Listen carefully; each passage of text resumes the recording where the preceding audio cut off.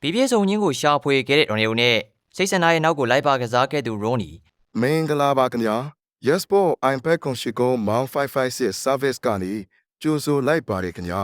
iPad ကွန်ရှိကိုမောင်556ကစားမယ်ဆို Viber 39 2150 40ကိုဆက်သွယ်အကောင့်ဖွင့်ကစားနိုင်ပါတယ်ခင်ဗျာ2004ခုနှစ်ဝင်းချင်လောက်ကမန်ချက်စတာယူနိုက်တက်မှာလူငယ်ကျယ်ဝန်း2ပွင့်တပြိုင်နက်တည်းတောက်ပခဲ့ပါတယ်တယောက်ကအင်္ဂလန်လမ်းမတွေပေါ်ကနေထွက်လာတဲ့ခွန်အားကြီးမှတော့ပောက်ကွဲအားကောင်းတဲ့ဝင်းရိုနီနောက်တစ်ယောက်ကဘော်လ်ဂီကျွန်းလေးကနေရောက်လာတဲ့ပိန်ပိန်ပါးပါးနဲ့မျက်လက်စရာလေးခရစ်စတီယာနိုရိုနယ်ဒိုတို့နှစ်ယောက်ပေါင်းဆက်လိုက်တဲ့အခါဥရောပကိုစိုးမိုးနိုင်ခဲ့ပါတယ်ဒါပေမဲ့ချိန်ကာလတစ်ခုရောက်မှသူတို့ရဲ့လမ်းကြောင်းတွေကွဲထွက်သွားခဲ့ပါတယ်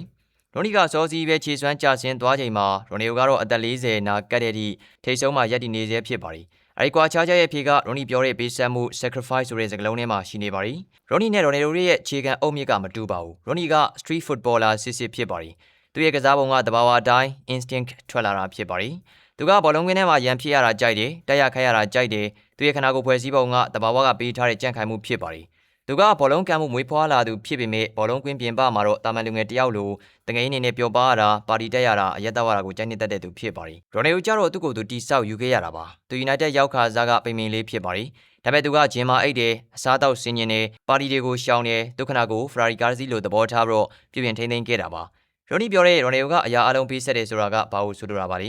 ရိုနီကပွဲပြီးသွားရင်တငယ်အနေနဲ့ရှောက်သွားခြင်းပေမဲ့ရိုနယ်ယိုကပွဲပြီးတာနဲ့ရေခဲကန် ice bag ထဲစိမ်ပြီးတော့ကြွက်သားပြန်လဲပြုပြင်ပါတယ်ရိုနယ်ယိုကသူ့ရဲ့တငယ်ချင်းမိသားစုအချိန်တွေကိုရှော့ချပြီးလေ့ကျင့်ရေးကိုပို့လုပ်ခဲ့ပါတယ်ရိုနီကသူ့ကြိုက်စားစာတွေကိုစားတောက်ခဲ့ပေမဲ့ရိုနယ်ယိုကရေရလွဲရင်တော့အချိုကြီးတောင်မှမတောက်ပါဘူးကြက်သားပန်းကော်ပီစိမ်းနဲ့ငါးလောက်ပဲနှစ်ပေါင်းများစွာစားခဲ့တာဖြစ်ပါတယ်ဒါကတာမန်လူတယောက်အတွက်ငရဲလိုပြင်းစရာကောင်းပေမဲ့ရိုနယ်ယိုကတော့နံပါတ်1ဖြစ်ဖို့ဒါကိုတီးခံခဲ့ပါတယ်ရိုနီကအားလဲရမှာကန်းကြေသွားပြီးတော့အနားယူပေမဲ့ရိုနယ်ယိုကအားလဲရမှာတောင်မှကိုပိုင်ဂျင်နဲ့လေ့ကျင့်ခန်းမပြတ်မကွက်လုပ်ပါတယ်ရိုနီကဒီစကားကိုနောင်တရတဲ့လေတန်းနဲ့ပြောတာမဟုတ်ပါဘူးသူရွေးချယ်ခဲ့တဲ့ဘဝကိုသူကြည်နက်တဲ့အကြောင်းပြောတာဖြစ်ပါတယ်ရိုနီအတွက်ဘောလုံးကအရေးကြီးပေမဲ့ဘဝ life ကလည်းအရေးကြီးပါတယ်သူကလူသားဆန်ဆန်နေထိုင်ခြင်းနဲ့အမားတွေလှုပ်ခြင်းနဲ့ပြောခြင်းနဲ့စိတ်ထွက်ပေါက်ပေးခြင်းနဲ့သူကရိုနယ်ယိုလိုဆဲရုပ်တရုပ်လိုနေထိုင်ရင်စိတ်ဖိစီးပြီးတော့တည်သွားနိုင်ပါတယ်ရိုနီရဲ့လူနေမှုပုံစံကြောင့်သူ့ရဲ့ထိုးထိပ်ကာလ prime ကာလကတိုးတောင်းခဲ့ပါတယ်အသက်30ကျော်ရာနဲ့သူ့ရဲ့ကြံ့ခိုင်မှုကကြာဆင်းလာပါတယ်ဒါပေမဲ့အဲ့ဒီမတိုင်ခင်ကာလတွေမှာသူဖန်တီးခဲ့တဲ့အခိုက်အတန့်တွေသွင်းကိုတွေကသူ့ကို United ကန်ဝင်ဖြစ်စေခဲ့တာအမှန်ပါပဲရိုနယ်ယိုကနံပါတ်1ဖြစ်ဖို့ individual glory ကိုပေးဆက်ခဲ့ပြီးမြဲရိုနီကတော့အသင်းအတွက် for the team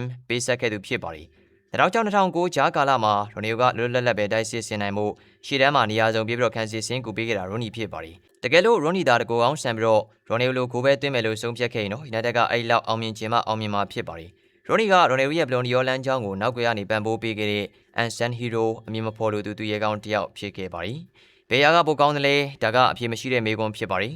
်ရိုနယ်ယိုရဲ့လမ်းကြောင်းကတမိုင်းတစ်လျှောက်အကောင်းဆုံးဂုတ်စင်းဝင်ဖြစ်သွားခဲ့ပါတယ်စံချိန်တွေကုံချိုးတွေပြောပချမ်းသာတွေဒါမဲ့တာမန်လူတယောက်ရဲ့ပျော်ရွှင်မှုအသေးအဖွဲလေးတွေကိုဆွန့်လွတ်လိုက်ရတယ်ရိုနီရဲ့လမ်းကြောင်းကတော့ United နဲ့အင်္ဂလန်ရဲ့ဂိုးသွင်းများဆုံးကစားမဖြစ်ခဲ့ပါတယ်ပရိသတ်ချစ်တဲ့ကစားမဖြစ်ခဲ့တယ်ဘဝကိုသူလိုချင်လိုမျိုးနေသွားတယ်အသက်30ကျော်မှာကစားမဘဝညီကုန်းချုပ်ခဲ့ရပြီမြဲသူဖြတ်တန်းခဲ့တဲ့ဘဝကိုသူကျဉ်း내ပါတယ်ဝဲရိုနီရဲ့စကားကသူတို့နှစ်ယောက်ရဲ့ကွဲပြားခြားနားမှုကိုအကောင်းဆုံးအနှစ်ချုပ်ပြလိုက်တာပါ